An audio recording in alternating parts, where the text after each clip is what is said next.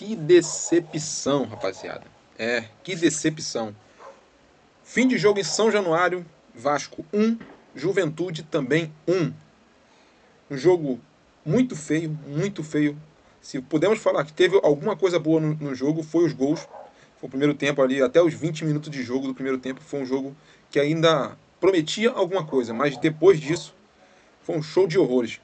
Os jogadores do Vasco nitidamente perdido dentro de campo. O time do Juventude veio com uma proposta de jogo já que era para marcar, segurar o resultado ou com algumas situações ainda conseguir fazer um resultado bom. E foi o que aconteceu.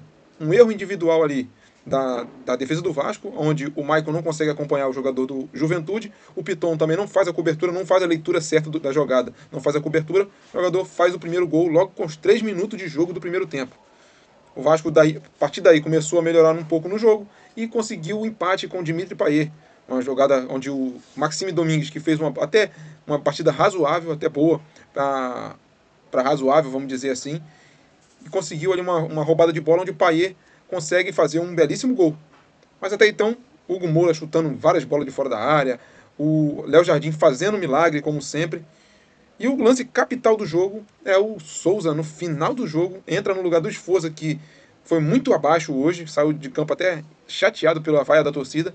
O Souza me entra no jogo e com 4 minutos em campo, em 4 minutos, rapaziada, sabe o que é isso? É 4 minutos. O Souza entra e faz uma falta infantil. Jogador experiente como é o Souza, rodado aí por grandes times na Europa. Aqui no Brasil jogou em grandes times e faz uma falta infantil daquela no momento crucial, onde o Vasco precisava de um resultado. Hoje era o jogo que o Vasco tinha que ganhar de qualquer maneira.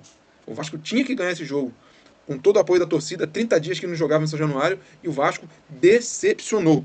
Hoje foi o pior jogo no comando do Rafael Paiva. O pior.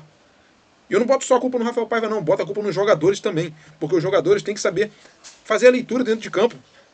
Saber os momentos certos de entender também que está jogando dentro de casa com o apoio da torcida. A torcida está a seu favor, não está contra vocês. Agora vocês vai e faz esse tipo de papel. Faz essa vergonha que vocês fizeram. As mudanças do Paiva não surtiram efeito. Eu acho que a entrada do Leandrinho, aonde foi para entrar, não era para ter entrado no lugar do Emerson Rodrigues. Eu trocaria o Leandrinho, colocaria no lugar do Lucas Piton hoje, se eu tivesse que botar o Leandrinho. Eu recuava o Maxime Domingues, no lugar do Esforza e colocaria ali na ponta como é que é o nome dele agora? O Jean Davi. Eu colocaria o Jean Davi ali. Tentava algo diferente. Aí você me bota o Ryan, que não agrega nada. O último jogo do Ryan foi aquela entregada que ele deu, aquele passe pro Flaco Lopes no jogo contra o Palmeiras. E ficou nisso. Ficou nisso. Um jogo muito patético do Vasco hoje. Um jogo muito mal. O Rafael Paiva atendeu a torcida de não botar o Léo Pelé? Atendeu. Não colocou o Léo Pelé, entrou o João Vitor. João Vitor mostra que é o melhor zagueiro que nós temos. O Maicon, lento, mas mesmo assim, dentro da sua função, dentro das suas características, consegue ajudar ainda o Vasco. O Puma Rodrigues, no jogo de hoje, ajudou muito pouco. Como o time do Vasco hoje não tem, é difícil avaliar um jogador que sobressaiu. A não ser um jogador, que o nome dele é Léo Jardim. O Léo Jardim faz uma defesaça. Antes de o Souza ser expulso, o cara bate de trivela. Lá no contrapé do Léo Jardim, lá no canto direito. E ele vai buscar aquela bola. O Piton também salvou no final do jogo, depois que o Vasco já tinha -1. Então o Vasco hoje era para ter o jogo de poder jogar Coutinho e Dimitri Payet, porque o Payet saiu chateado e eu acho que hoje era o jogo, para mim, na minha opinião, era o jogo de botar os dois jogadores juntos. Sei lá, tirava o Verratti hoje não era o jogo pro Verratti, porque não estava tendo muito lance de bola na área, só teve uma, só que ele não conseguiu aproveitar, ele cabeceou, mas o goleiro do Juventude conseguiu defender. Então eu teria feito algo diferente, deixaria o Payet, recuaria o Maxime Domingues e colocaria o Coutinho. Colocaria o Coutinho hoje para jogar junto com o Payet, pelo menos esses últimos minutos de jogo, porque eu acho que tivesse dois jogadores de qualidade, ia dar mais preocupação para o time do Juventude e ainda assim o Vasco ganhava em volume, em qualidade técnica dentro de campo. E infelizmente hoje o Paiva não quis ser usado.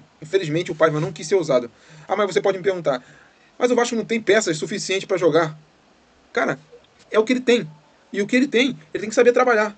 E não só ele, mas também os jogadores entenderem que o momento era de 3 pontos. O Vasco tinha que ganhar esse jogo hoje. O Vasco tinha que ganhar. Mas infelizmente, é como tá aí na capa. Decepcionante. esse empate hoje. Para mim, foi uma derrota de goleada. Foi uma derrota de goleada. Mesmo sendo um empate de 1-1, foi uma derrota de goleada. Foi praticamente igual ao que o Vasco sofreu contra o Criciúma, porque é um jogo muito, mas muito abaixo da expectativa do torcedor. Você estava muito esperançoso que hoje o Vasco pudesse ganhar o jogo de hoje com 2, 3 gols de diferença, mas isso não aconteceu. Tendo em vista que o Juventude veio com jogadores desfalcados, o próprio Nenê foi ajudar o Vasco ainda para não vir jogar, e infelizmente o Vasco não se ajudou. Não se ajudou. Juventude parecia que estava jogando dentro de casa em certo momento do jogo. E perdemos 5 pontos para esse time. 5 pontos. No primeiro jogo, perdemos lá no Alfredo Jaconi. E aqui, em São Januário, perdemos 2 pontos para eles. Rapaziada, infelizmente, o Vasco tinha a possibilidade hoje de chegar ao 8º colocado com 39 pontos. Não foi dessa vez. Estamos com 37, agora podendo ser ultrapassado pelos que estão aí atrás. Infelizmente, esse é o jogo onde o Vasco poderia se distanciar ainda mais daquele pelotão lá de baixo que estão ganhando os jogos, os times que estão lá embaixo estão ganhando, estão começando a se aproximar e o Vasco está dando margem pro azar. Próximo jogo contra o São Paulo, um jogo difícil, o São Paulo que veio de uma derrota contra o Cuiabá, agora fora de casa, vai jogar contra o Vasco. Não sei se ainda se o jogo vai ser no Morumbi, não sei, mas se for, é pior ainda pro Vasco, porque o Vasco tem que dar a volta por cima, tem que reverter esse resultado o mais rápido possível. Valeu, rapaziada, um vídeo de desabafo, é difícil até dar as boas-vindas aqui, mas se você gostou do nosso vídeo, deixa no seu like, se inscreve no canal e ativa o sininho da notificação. Canal Eu Torço pro Vasco, canal de Vascaíno para Vascaíno, nesse resumo do que foi esse jogo de hoje do Gigante da Colina. Valeu, rapaziada, tamo junto, um excelente domingo para você, fique com Deus e fui!